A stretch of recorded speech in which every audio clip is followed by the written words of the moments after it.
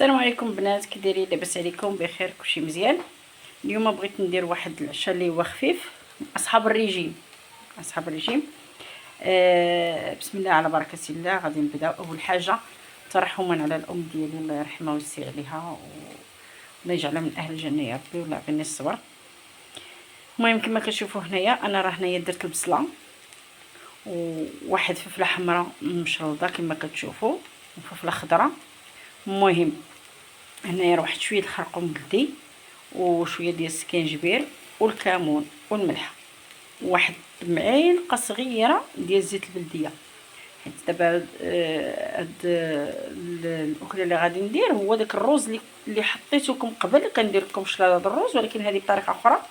غادي ندير معها الصدر ديال الدجاج.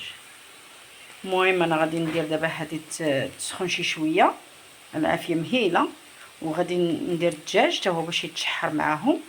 ومني غادي نسلق الروز وغادي نصفيه غنوريكم كيفاش غيجي الشكل النهائي ديالو. المهم بقاو معايا حتى نوريكم.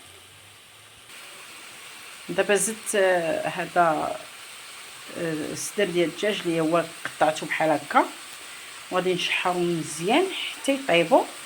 من بعد مني غادي يوجد الروز غادي نزيدو عليه. ايوا هاد الطبق ديالنا وجد طاغي بالزربه اللي هو الروز.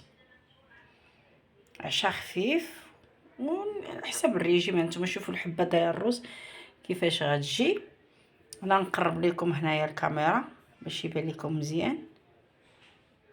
هانتوما شوفوا كيفاش كيجي الحبه ديال الروز، شفتوا كيفاش كيجي. ونتمنى انه ينال الاعجاب ديالكم، وشكرا بزاف على اللايكات ديالكم، وشكرا بزاف على التعليقات ديالكم الزوينه، والله يجازيكم بالخير. اللي دخل القناه ديالي دير واحد اللايك وواحد الاشتراك، وفيديو اخر ان شاء الله.